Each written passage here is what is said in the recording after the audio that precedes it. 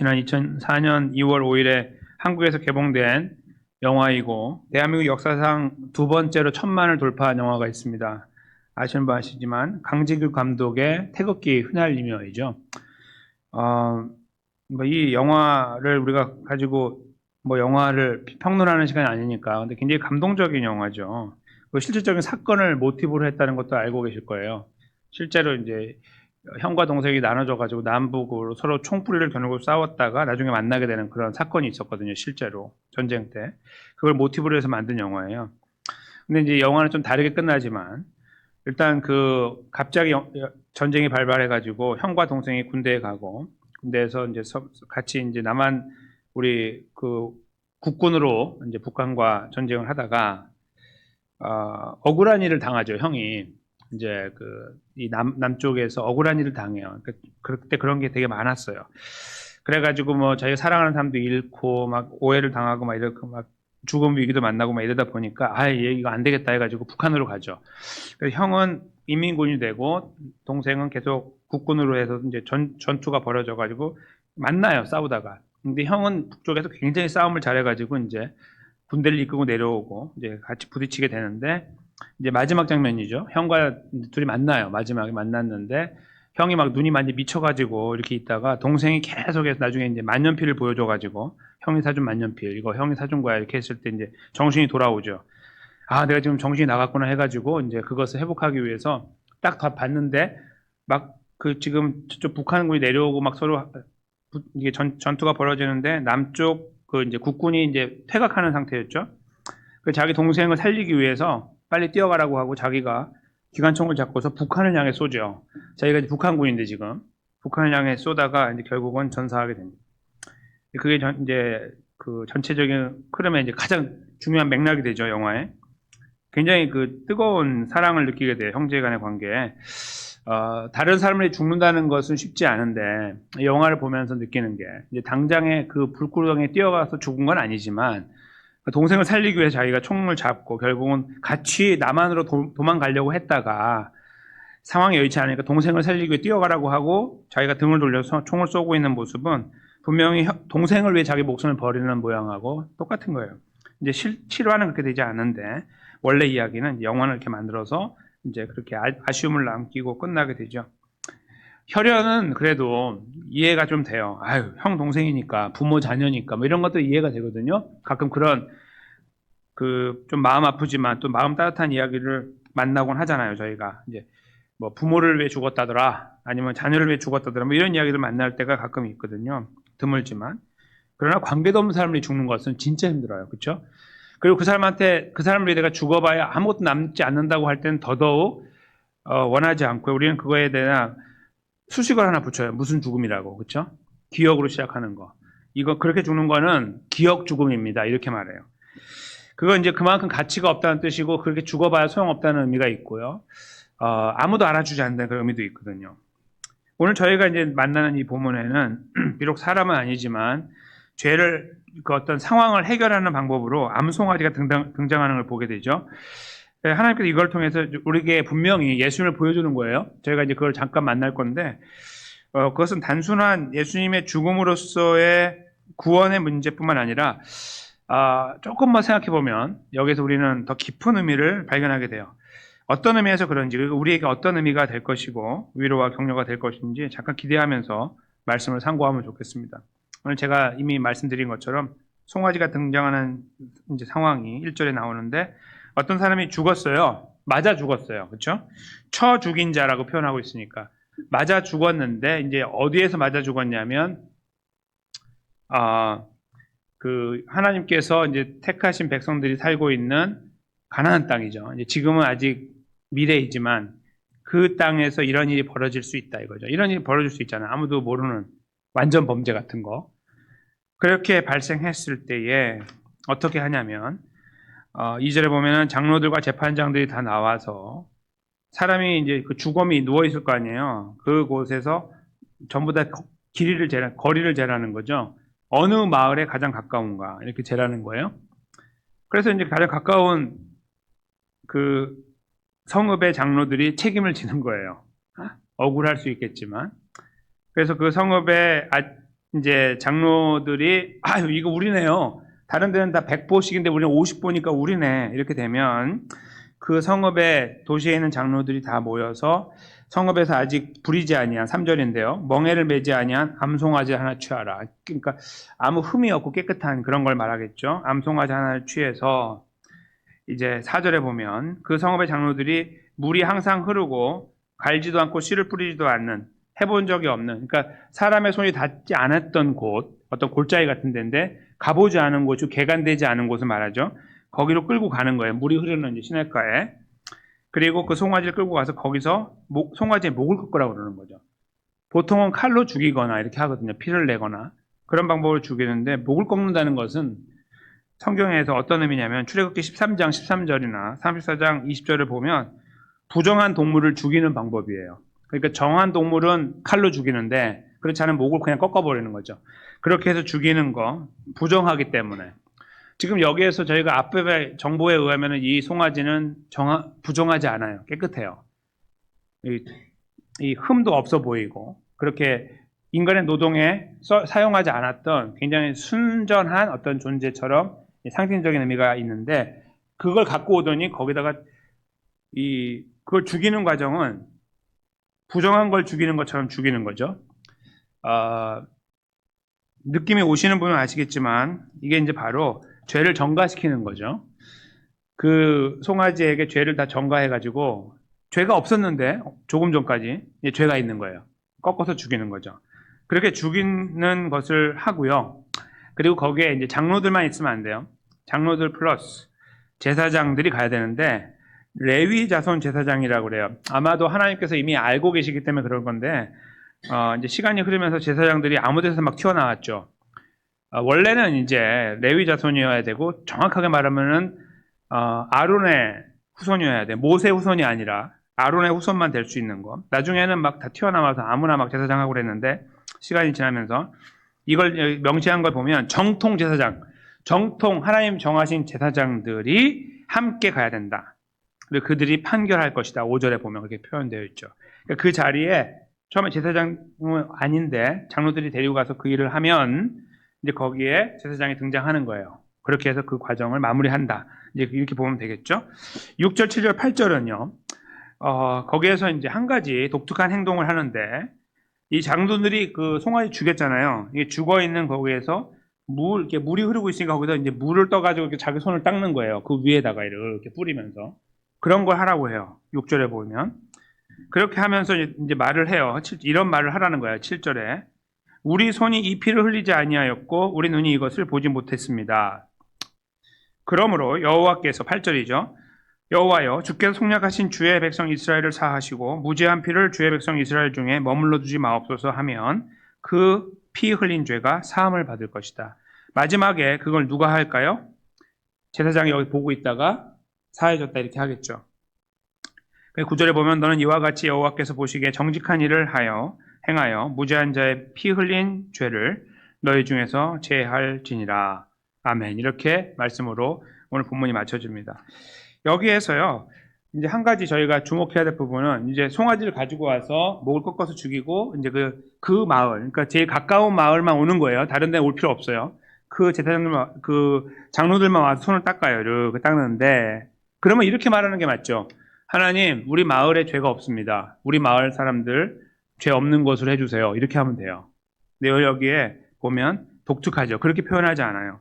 8절에 보면 다시 보시면 여호와여 주께서 속하신 주의 백성 이스라엘이라고 말하죠. 이스라엘.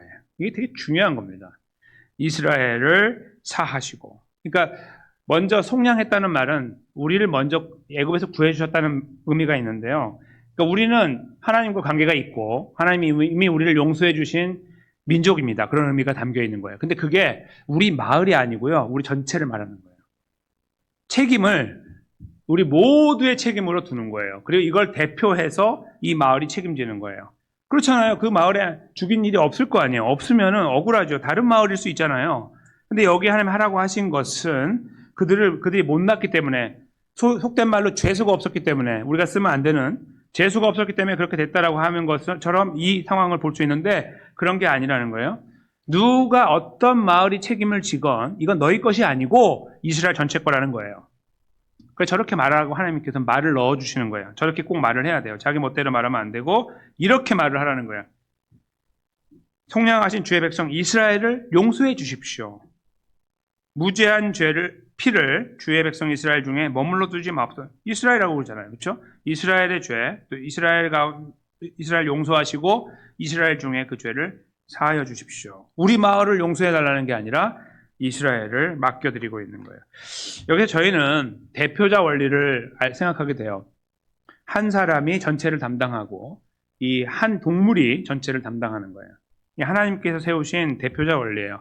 아담이 죄를 지어서 다 죄인이 된 거하고 같은 거예요. 성경은 처음부터 대표자 원리로 시작하죠. 하나 때문에 다 망한 거예요. 똑같아요. 하나 때문에 다 사는 거예요. 바로 여기에 나와 있는 이 송아지 한 마리 때문입니다. 암송아지. 그걸 죽임으로 하여 모든 이스라엘 살아날 수 있도록 해 주십시오라고 간구하고 결국 그걸 통해서 다시 한번 하나님 앞에 이 피 흘린 죄로부터 이스라엘이 회복되는 것을 이런 방법을 통해 하도록 하신 거예요. 잘 생각해 보면요, 거기에 죽어 있는 이 사람은 어떤 사람인지 몰라요. 강도짓을 하다가 맞아 죽었는지 아니면 지나가다 강도에 죽었는지 몰라요. 근데 사실은 이런 일들이 발생할 수 있지만 보편적으로 세상에 보면 이렇게 갑자기 무연고의 사람이거나 원인을 알지 못하는 사람에 대해서는 우리가 관심이 별로 없고요. 에너지만 쓰고 거의 의미도 없이 끝나요. 그 사람에 대한 억울함을 풀어줘 봐야 남는 게 없는 거예요. 남는 장사가 안 되는 거죠. 시간만 다 쓰고. 그렇게 되는 경우가 많아요. 그래서 실제로 이 세상을 보면 힘없는 자, 연약한 자의 죽음에 별로 관심 안 갖잖아요. 매스컴을 안 타요. 그런 사람들은. 힘 있는 사람들이 많이 타지. 보통 그렇게 돼 있어요. 그래서 죽어나가는 사람들이 얼마나 많은데도 우리는 모르잖아요. 이 세상에서. 그렇죠? 그걸 하나님 알고 계시는 거예요. 그래서 하나님께서는 적어도 이스라엘 땅, 하나님 백성이 살고 있는 상징적인 그곳에서는 그런 억울함이 없어야 된다고 생각하신 거죠. 무고한 자의 죽음에 대해서 하나님은 간구하지 않는다는 것을 이 하나의 과정을 통해 보여주는 거예요.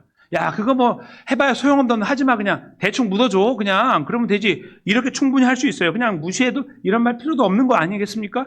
그러니까 이 말을 굳이 하고 계시는 하나님의 마음을 읽어야 되는 거예요. 무고한 자, 힘없는 자, 연약한 자에 대한 죽음, 그의 아픔과 힘든 부분에 대하여 간구하지 말아라, 무시하지 말아라는 하나님의 음성이 동시에 담겨 있는 거예요. 그게 바로 이 본문 속에서 저희가 동시에 느껴야 되는 부분입니다. 그리고 당연히 저희는 암송아지의 이 걸음을 보면서 예수님을 보는 거예요. 암송아지는 자기 혼자 대신 죽음으로 하여 이스라엘의 이 죄 문제, 이 사망의 문제를 해결하는 그런 도구로 쓰여지지만 예수님께서는 암송아지가 아닌 하나님의 어린 양으로 이 땅에 오셔서 십자가에 돌아가셨죠. 그 십자가 형틀에 대해서 알고 계시는 분은 아시지만 당대의 가장 흉악한 범죄자들을 죽이는 틀이죠. 로마에서 사용하고 있는. 그러니까 아무나 거기서 죽고 싶어도 못 죽어요. 웬만한 사람들은. 나 거기서 죽여주세요. 안 돼요. 자격이 안 돼. 흉악한 자여야 됩니다. 그러니까 예수님은 그 흉악한 범죄자 중 하나로 헤아림을 받아서 십자가에 돌아가신 거예요. 일반 평범한 죄인이 아닌 가장 극악한 죄로 인정받아 죽은 거예요.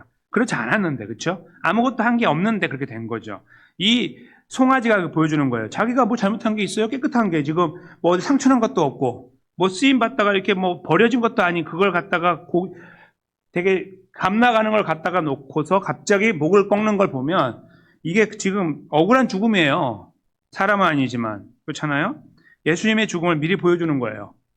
예수님이 이렇게 돌아가실 것을 미리 보여준 거죠. 그 십자가에 돌아가시면 안 되는 분이 우리를 대신해 그 자리에 돌아가신 거예요. 극악한 죄를 진 범죄자 중 하나로 헤아림을 받았기 때문입니다.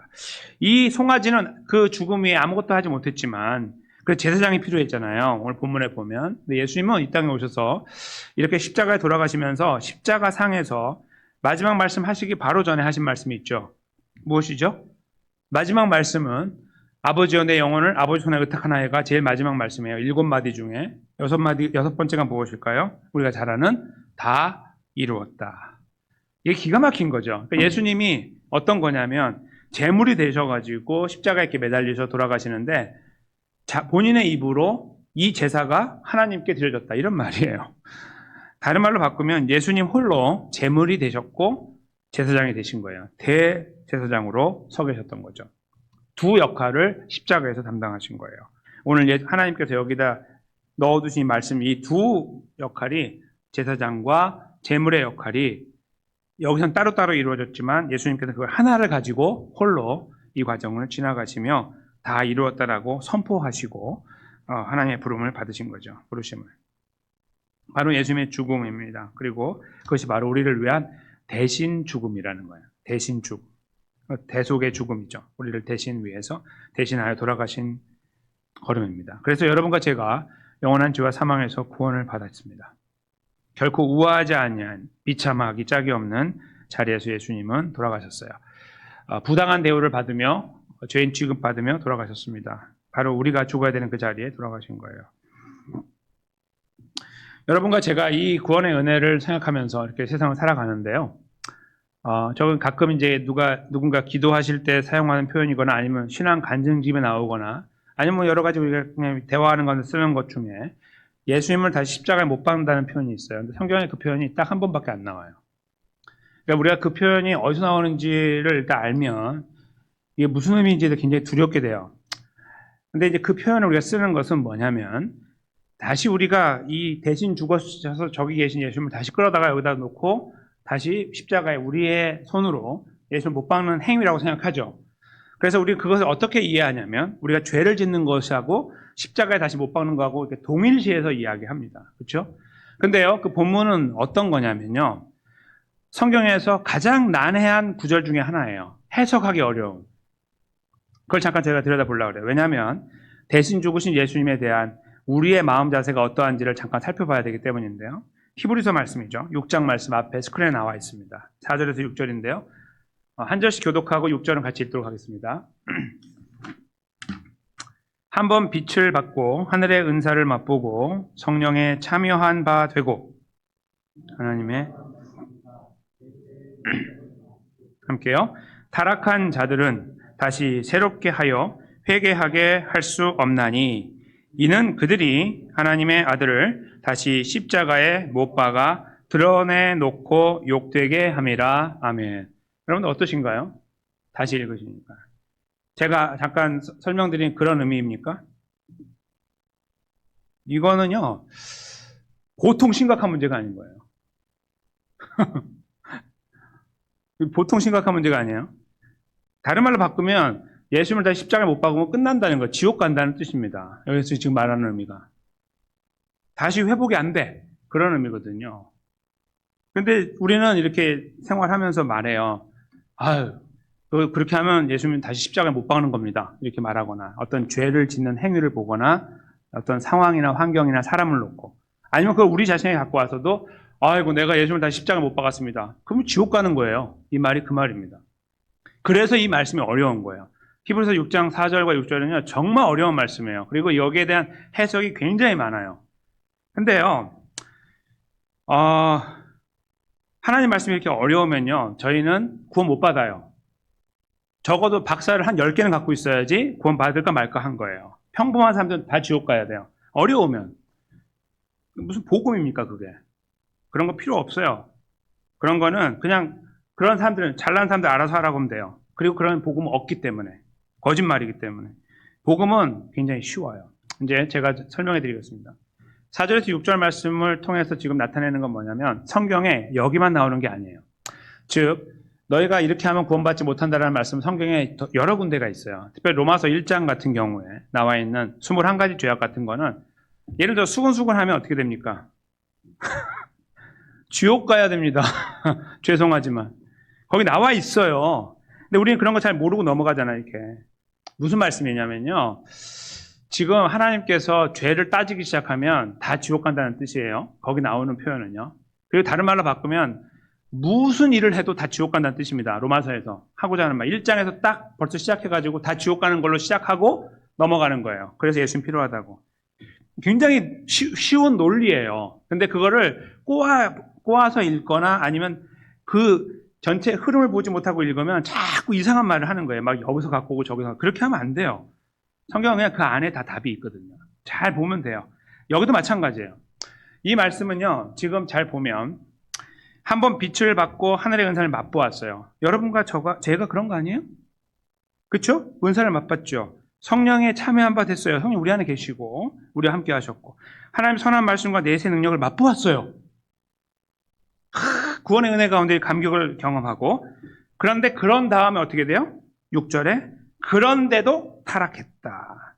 그러면 다시 새롭게 하여 회개할 수 없나니 지옥 간다는 뜻이에요. 이는 그들이 하나님의 아들을 다시 십자가에 못 박았기 때문이다. 이렇게 되는 거예요. 근데 잘 생각해 보세요. 여러분과 저는 하루를 살면서 지난 3일간의 삶을 돌아보면 마음과 생각으로 행동으로 우리가 주님 기쁘시게 하지 못했던 것들이 있어요. 그게 다 정확하게 따지면 예수님은 다시 십자가에 못으로 때려 박은 거예요. 여기에 지금 나와 있는 이 행동을 여러분과 제가 지금 하고 있다는 뜻이죠. 그러면 어떻게 되는 거예요? 우리는 다 지옥 가는 거죠. 그래서 이 말씀은 어떻게 받아들이면 되냐면 우린 다 지옥 가는구나 이렇게 받아들이면 되는 거예요. 이 표현은 다른 걸 생각하면 안 돼요. 이 말씀을 하나님 하려고 하는 말씀은 너네는 어차피 지옥이야. 너희는 구원을 받기 전에도 지옥이었고 받은 다음도 지옥이야. 너희끼리 가면. 그런 말이에요. 안 돼. 그런 말입니다. 그래서요. 제가 구절을 갖고 왔어요. 바로 흐름 속에 나와 있는 이 문제를 해결하는 이 이야기가 왜 했고 이 이야기는 별거 아니다라는 거. 이것은 정말 죄에 대한 문제는 분명하지만 우리의 운명을 가를 만한 말씀은 아니다. 우리가 다시 지옥 간다는 말씀이 결코 아니다라는 말씀을 하고자 구절을 적어놓은 거예요. 같은 흐름 속에 있는. 이게 해결책이에요. 나중에 제가 좀 기회를 내가지고 이 말씀만 따로 해서 더 깊이 좀 말씀을 한번 나누고 싶어요. 성경에 이런 내용이 되게 많기 때문입니다. 우리들의 머리에 자꾸 혼선을 빚는 그런 내용들이에요. 그렇지 않아요. 절대 그렇지 않습니다.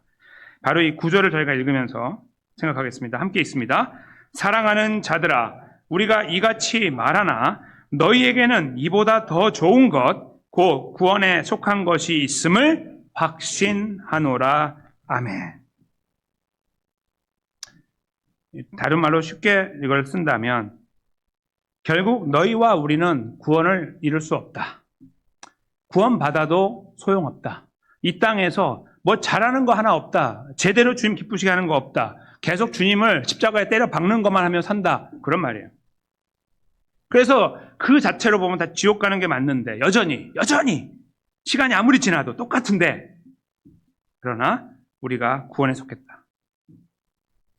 대제사장 되신 예수님께서 오늘 본문 말씀처럼 대신 죽으셨기 때문에 그의 제사가 완전하였고 완벽하였기 때문이라고 이 히브리서 말씀은 이 부분을 다시 부각시키고 있는 거예요. 우리는 안 되고 예수님이 하셨다는 거죠. 대신 죽음이. 오늘 하나님 아버지께서는 이스라엘 백성들 가나안 땅에 들어가 살 그들에게 무모한 죽음에 대한 문제를 설명하셨고 그거를 해결하는 방법을 분명하게 넣어주셨습니다. 별거 아닌 것처럼 보이는 별로 중요해 보이지 않는 사람의 죽음조차도 간과하지 않으시면서 그 문제를 해결하기 위한 대속이라는 과정을 보여주신 하나님께서는 바로 여러분과 저를 위해서도 대속의 이 사건을 완성하기 위해 예수님을 보내주신 겁니다. 우리가 생각하는 구원은 그래서 너무너무 감사한 거예요. 이거는 이렇게 표현할 수 있어요. 완전하고 완벽하고 완성되었다. 완전하고 완벽하고 완성된 사건이에요. 여러분과 저는 여기에 터럭 하나 더하지 못합니다. 터럭 더하면 끝나는 거예요. 터럭 더하는 순간 끝이에요. 터럭 하나 더하지 못하게 예수님 홀로 성삼위 하나님께서 홀로 이 역사를 완성하신 거예요. 그리고 우리를 초대하는데 오려면 오고 말려면 말가 아니라 그냥 잡아갖고 넣어버린 거예요. 거기다가 이렇게. 여러분은 안 오니까 저도 안 가니까 절대 못 가니까 이리 와봐 구원해줄게 이게 아니라 그냥 갖다 넣어버린 거예요. 구원에다가. 그게 하나님의 구원이에요. 그러니까 우리는 여기에 이 구원 틀 안에서 움직이는 거예요. 계속 때려 박는 거예요. 예수님은 여기서. 계속 때려 박아도 여기 있는 거죠. 그게 구원이에요. 그래서 우리는 구원, 예수님의 대신 죽음이라는 걸 생각하면 생각할수록 감동이 되는 거예요. 이걸 우리는 깊이 생각해야 되는 거예요. 얼마나 큰 것인가, 이것이 얼마나 크고 위대한 것인가. 우리의 이 운명, 앞으로 가는 걸음을 이미 다 결정하고 견고히 붙잡고 있는 거예요. 아무것도 우리를 체인지하지 못하는 거예요. 이게 구원이에요. 만약에 그렇지 않다면 다 끝장난 거예요. 왜냐하면 계속 이렇게 하니까 우리는. 너희 그렇게 하면 지옥 가. 돌이키지 않으면 너희 다시 회복 안 돼. 회개 못해. 끝나. 네, 못하는 거예요. 근데 우리는 이런 존재임을 알고 우리를 붙잡아 그 자리에 견고하게 세우신 거예요. 그래서 우리는 이 부분을 깊이 생각할 때요. 이렇게 침대에 누워서 주무실 때 한번 생각해 보세요. 한번 이렇게 잘 생각해 보세요. 좀 조용한 시간에. 너무너무 감사가 되는 거예요. 막 이 전율이 막 느껴지고. 그게 느껴져야 돼요. 그냥 뭐 다 그런가 보다. 이거는 진짜 너무 이 놀라운 구원 앞에 우리가 너무나 값싸게 대하는 거예요. 너무나 고귀한 이 구원의 은혜 앞에. 너무너무 감사한 거예요. 근데 이 감사를 이렇게 생각하는 순간에요. 자꾸 생각하고 있을 때 어떤 에너지가 우리 안에 생기냐면, 내가 이렇게 살면 안 되겠다라는 생각도 있지만, 그거에서 내가 이렇게 가야지 이런 거보다요. 주님의 은혜에 감사하는 마음이 생기는 거예요. 그냥 옛날에 이렇게 하는 감사합니다 이게 아니고요. 너무 감사한 거예요. 정말 감사합니다 이게 막 생기죠. 그 감사가 우리 안에 작동하기 시작할 때 앞으로 걸음에 대한 두려움도 우리는 가는 거예요. 우리 삶에 막는 수많은 장애들도 그냥 뚫고 가는 거예요. 그러니까 그거를 위해 기도하지도 않았는데 가는 거예요. 많은 것들이 앞에 있는데 너무 막 커서 태산 같은 것이 있어도 이걸 내가 극복하게 해달라고 기도하지 않아도 가는 거예요. 그 은혜가 있는 거예요. 어디서 오냐면 나를 붙잡고 계신 이 구원의 능력 앞에 붙잡힌 바 됐을 때, 그걸 붙잡고 있을 때 그것만 생각하고 있는데 가는 거예요. 너무 감사한데 그 감사만 갖고 있는데 가고 있다고요. 나중에 봤더니 다 통과하고 와 있는 거예요. 근데 그렇지 않고요. 이것이 굉장히 약해져 있을 때에 우리는 뭐가 보이냐면 눈앞에 있는 이 엄청난 태산이 보여요. 그거 기도하기 바쁘고 거기에 절망하고 좌절하고 막 넘어지고 이러는 거 계속 그냥 거기에 있는 거죠. 물론 그래도 그걸 통과해 가요. 그러나 방법이 달라요. 예수님의 십자가와 구원의 은혜 앞에 서서 감격의 눈물을 날마다 흘리고 그 안에서 나 같은 이런 허접한 존재가 구원의 은혜 가운데 있다니라는 것을 생각하면서 하루하루를 걸어갈 때 오는 감동과 가문과 능력은 우리가 지금 지나가는 삶의 이 여정에 새로운 길을 제시해 주는 거예요. 열어주고. 완전히 다른 퀄리티의 삶을 사는 거죠. 저는 저와 여러분이 바로 이런 자리에 세워지기 원합니다. 우리의 능력으로요? 아니요. 그것도 아니에요. 그조차 우리 예수 그리스도를 의지함으로 가능합니다. 우리와 함께 하시는, 우리가 어떠한 모양으로 살아가도 우리를 절대 떠나지 않고 함께하고 계시는 예수 그리스도가 우리의 걸음 속에 있음을 기억하면서 우리의 걸음을 조용히 의탁할 때, 주여 저는 이 모양이지만 불쌍히 여겨주시고 저를 인도해 주십시오라고 기도하며 그 은혜 앞에 납작 엎드릴 때 우리는 이 걸음을 꿈꿀 수 있고, 우리도 모르는 사이에 우리는 이 자리에 은혜 가운데 서 있게 될 줄로 믿습니다. 삶의 여정이 힘드시고 어려우시죠. 그러나 그 여정 속에서 이 말씀을 다시 한번 붙잡읍시다. 우리에게 오신 구원의 은혜는 너무너무 큰 거예요. 너무너무 커요. 그 감동과 감격이 여러분과 저의 삶 속에 다시 한번 이 혈관 속에 깊이 흘러서 주님 십자가만 생각해도 감동이 되고 눈물이 나고 에너지가 되고 머리가 쭈뼛쭈뼛 서고 다시 주님의 은혜를 경험하고 일어나게 되는 그러한 아름다운 선순환의 삶의 자리로 저와 여러분이 아름답게 나아가게 되시기를 예수님의 귀하신 이름으로 간절히 축원합니다.